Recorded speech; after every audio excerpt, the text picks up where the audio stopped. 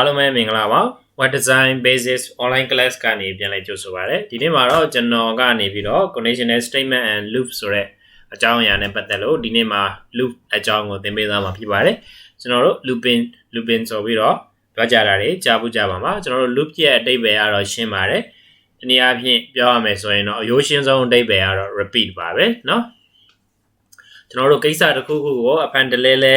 ထပ်ပြီးတော့ဖြစ်စေခြင်းလေဆိုတဲ့အခါမျိုးမှာ loop ကိုသုံးပေးရပါတယ်။ code တင်မှာဆိုလို့ရှိရင်တော့ကျွန်တော်တို့ရဲ့ code ကိုဖန်တလဲဖြစ်ပေါ်စေခြင်းတဲ့အခါမှာအဲ့ဒီ process ကို run စေခြင်းတဲ့အခါမှာကျွန်တော်တို့က loop ကိုသုံးရတာဖြစ်ပါတယ်။ loop မှာကျွန်တော်တို့ကအဓိကအားဖြင့်၃ခုရှိပါတယ်။၄ခုလို့ပြောရင်လည်းရပါတယ်။ for loop, while loop, နောက်ပြီးတော့ for break loop, for continue loop ဆိုပြီးတော့ရှိပါတယ်။ဆိုတော့ကျွန်တော်တို့ကဒီမှာပထမဦးဆုံး for loop ပေါ့ for loop မှာကျွန်တော်တို့ statement 1ရှိတယ် statement 2ရှိတယ် statement 3ရှိတယ်အဲ့ဒီထဲမှာကျွန်တော်တို့ဒီ code block to be executed ရေးမဲ့ code ကိုကျွန်တော်တို့ကဒီမှာရေးပေးရတာပေါ့နော်ဆိုတော့ကျွန်တော်တို့လက်တွေ့လေးရေးကြည့်ကြမယ်လက်တွေ့လေးရေးကြည့်ကြမယ်ဆိုတော့ဒီမှာတော့ဒါလေးကိုဖြတ်လိုက်မယ် I equal to 1 no I equal to 1 so the statement 1 ပြီးသွားပြီ I equal to less than equal to 5ဒါ statement ကျွန်တော်တို့2ပြီးသွားပြီ2ပြီးတဲ့အခါမှာ statement 3 I ဆိုပြီးတော့ကျွန်တော်တို့ကနေပြီးတော့ plus เนาะဒါ increment ပေါ့ I မှာတစ်ခါကျွန်တော်တို့ looping လုပ်တိုင်းမှာတစ်စီတိုးသွားမယ်လို့ကျွန်တော်တို့ဒါကိုပြောလိုက်တာ okay ဟုတ်ပြီပြီးလို့ရှိရင်ဒီမှာကျွန်တော်တို့ဒီ execute လုပ်မဲ့ code ပေါ့နော်ဟုတ်ပြီကျွန်တော်တို့ statement 1ကကြတော့ကျွန်တော်တို့က looping မစခင်မှာ variable တန်ဖိုးကဘယ်လောက်ဆိုတာကိုပြောလိုက်တယ် statement 2ကကြတော့ကျွန်တော်တို့ကနေပြီးတော့ looping run ဖို့အတွက်เนาะ condition ကို define လုပ်ပေးတာ condition ကို define လုပ်ပေးတာ statement 2ဖြစ်တယ်เนาะသူကပြောလဲဆိုတော့ it must be less than or equal to 5သူဟာ5နဲ့ညီရမယ်ပြီးတော့5ထက်ငယ်ရမယ်ဒါပြောလိုက်တယ်ပြီးတဲ့အခါမှာကျွန်တော်တို့ statement 3ကကြတော့ဘာလုပ်ရမလဲဆိုတာကိုပြောတယ်အဲ့ဒီမှာ increase a value I++ each time the code block in the loop has been executed ကျွန်တော်တို့အမြဲတမ်း code execute လုပ်တိုင်းမှာ code run တိုင်းမှာ ++ စီတိုးသွားရမယ်ဆိုပြီးတော့ပြောလိုက်တာဆိုတော့ကျွန်တော်တို့ဒီမှာရေးမယ်ပေါ့နော် document document.wrid right document.write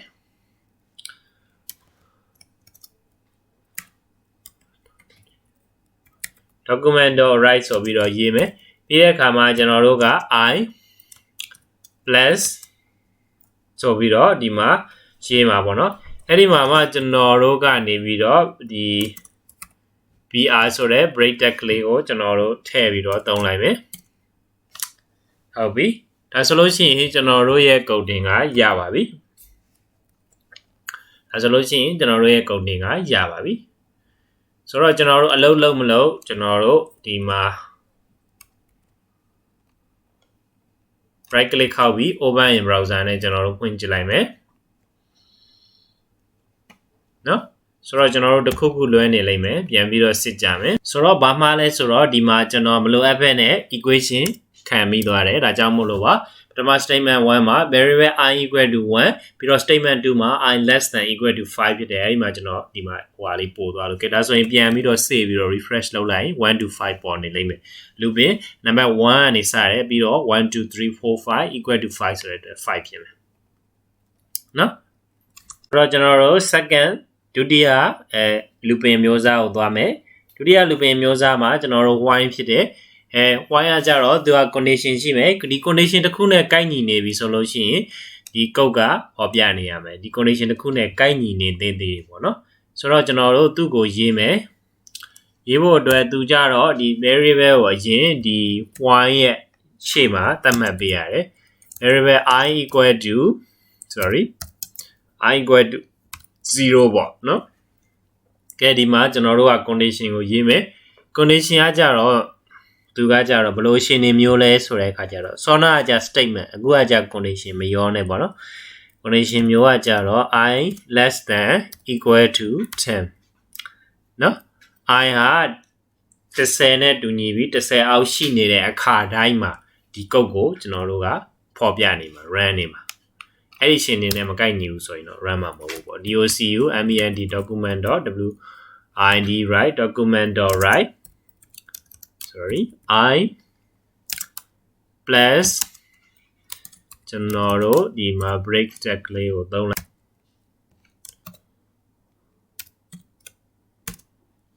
break tag ကိုသုံးမယ် break tag ကိုသုံးပြီးလို့ရှိရင်ရှာပြီဒီမှာကျွန်တော်တို့က I ပြီးတော့ plus plus တိုးသွားမယ်ဒါဆိုလို့ရှိရင်ကျွန်တော်တို့ရပြီဒါကကြတော့ while loop လို့ခေါ်တာပေါ့နော်ဆိုတော့ကျွန်တော်တို့ဒီကောင်လေးကို run ကြည့်ကြမယ်ကောင်လေးကို run ကြည့်ကြမယ်ဆိုတော့ကျွန်တော်တို့ဒီစေးလိုက်မယ်စေးလိုက်ပြီးတော့ဒီဘက်မှာ refresh လုပ်ကြည့်မယ် sorry refresh လုပ်ကြည့်မယ်ဆိုတော့ဒီနေရာမှာကျွန်တော်ရေးတာမှားသွားတယ် semicolon okay ပြီးလို့ရှိရင်ပြန်ပြီး refresh လုပ်လိုက်မယ်ဒါဆိုလို့ရှိရင်0 to 10ဖြစ်နေလိမ့်မယ် okay okay variable I ကကျွန်တော်တို့1ဆိုလို့ရှိရင်လည်းစေးလိုက်မယ်1ဆိုလို့ရှိရင်လည်း1ကနေ10သူကဖော်ပြနေမှာပဲကဲ၍ဒီနေရာမှာ4ဆိုလို့ရှိရင်လည်းသူက4 to 10ဖော်ပြနေမှာပဲဒါကို while လို့ခေါ်တယ်ကဲနောက်တစ်ခုသွားမယ်ကျွန်တော်တို့နောက်တစ်ခုကကြတော့ကျွန်တော်တို့ကနေပြီးတော့ဘယ်ကိုသွားမလဲဆိုတော့ break and continue ပေါ့နော်break ဆိုတဲ့ statement ကကြတော့ကျွန်တော်တို့ဘာလုပ်ပေးတာလဲဆိုတော့ jump out လုပ်ပေးတယ်ပေါ့နော် jump out looping ကို jump out လုပ်ပေးတယ်တနည်းအားဖြင့် looping ကိုရက်လိုက်တယ်ပေါ့နော်သူသတ်မှတ်ထားတဲ့နေရာရောက်လို့ရှိရင်ဒီမှာဆိုလို့ရှိရင် continue ကကြတော့ looping ကိုကျွန်တော်တို့ကနေပြီးတော့ဒီဆက်လက်ပြီးတော့သူက run နေမှာပေါ့နော် continue လုပ်နေမှာနော်ဆိုတော့ကျွန်တော်တို့ဒီမှာရေးကြည့်ကြမယ်အဲဒီမှာ I equal to 0ကျွန်တော်တို့သတ်မှတ်လိုက်မယ်နော် I equal to 0ဒီမှာကျွန်တော်တို့အလေးကိုကျွန်တော်ပြန်ရေးလိုက်မယ် I equal to 0ပြီးလို့ရှိရင်ကျွန်တော်တို့က I က less than equal to 10 I ဟာ less than equal to 10ဖြစ်တယ်ဆိုတဲ့အခါမှာ I ဟာ plus plus plus တိုးသွားမယ်ဒီအခါမှာကျွန်တော်တို့ကဒီမှာ run မဲ့ရှင်နေလာမယ်အဲ့ဒီမှာ if ကိုသုံးမယ်နော် I equal to 5နော် I equal to 5 I equal to 5 I ဟာ 5ဆိုတဲ့နေရာကိုရောက်တဲ့အခါမှာကျွန်တော်တို့က VRE break ဆိုတာကိုလုပ်လိုက်မယ် break နော် break ဆိုတာကိုလုပ်လိုက်မယ်ထပ်ပြီးတော့ run တော့ကျွန်တော်တို့ okay ဟုတ်ပြီလားဆိုတော့ကျွန်တော်တို့ကနေပြီးတော့ဒီမှာထပ်ရေးမယ်docu ment document.wind right document.write I plus ဆိုပြီးတော့ကျွန်တော်တို့ဒီမှာ br တက်ကိုထည့်မယ် sorry br တက်ကိုထည့်မယ်ဆိုလို့ရှိရင်ကျွန်တော်တို့ရပြီပေါ့ပြီး refresh လုပ်လိုက်မယ်refresh လုပ်လိုက်လို့ရှိရင်ဒီမှာရပြီကျွန်တော်တို့ကနေပြီးတော့ဒီမှာ0ကနေစတယ်ဒါအပေါ်ဟာเนาะရောမသွားနဲ့0ကနေစတယ်0ကနေစပြီးတော့ကျွန်တော်တို့ဒီမှာ0ကစတယ်လို့ပြောရတဲ့1 2 3 4ရောက်တဲ့အခါမှာသူက number 5ဖြစ်သွားပြီအဲ့ဒီ5ဖြစ်တဲ့အခါမှာသူက break လုပ်လိုက်တယ်โอเคကျွန်တော်ကဒီနေရာမှာ I equal to 1မဟုတ် I equal to 0မဟုတ်ပဲ I equal to 1လို့သတ်မှတ်လိုက်ဒါဆိုလို့ရှိရင်ဒီနေရာမှာ1 to 5ဖြစ်သွားလိမ့်မယ်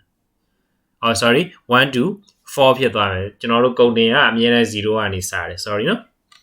continue ကကြတော့သူရဲ့ပြောင်းပြန်ပေါ့နော်သူကနေပြီးတော့ဆက်ပြီးတော့ continue လုပ်သွားမယ်ဒါကြောင့်လွယ်လွယ်လေးရဲ့နေရာမှာ continue continue လို့လည်းရေးပေးလိုက်ရပြီဒါဆိုလို့ရှိရင်ကျွန်တော်တို့0ကနေ10အထိဒီမှာ greater less than equal to ဆိုတဲ့အတွက်0ကနေ10အထိ auto run ပေးသွားလိမ့်မယ်နော် break ဆိုလို့ရှိရင်တော့ကိုသတ်မှတ်ထားတဲ့နေရာမှာ break လုပ်သွားလိမ့်မယ်6ဆိုလို့ရှိရင်လည်း number 6 0ကနေစပြီး number 6ရောက်တဲ့အခါမှာ break ဖြစ်သွားလိမ့်မယ် okay အားလုံးပဲနားလည်လိမ့်မယ်ထင်ပါတယ်ကျေးဇူးတင်ပါတယ် sorry တခုကြံခဲ့တယ်ဆိုတော့ကျွန်တော်တို့ဒီနေရာမှာတခုသတိထားမိလိုက်လားမသိဘူး1ဒီကျွန်တော်တို့ဒီ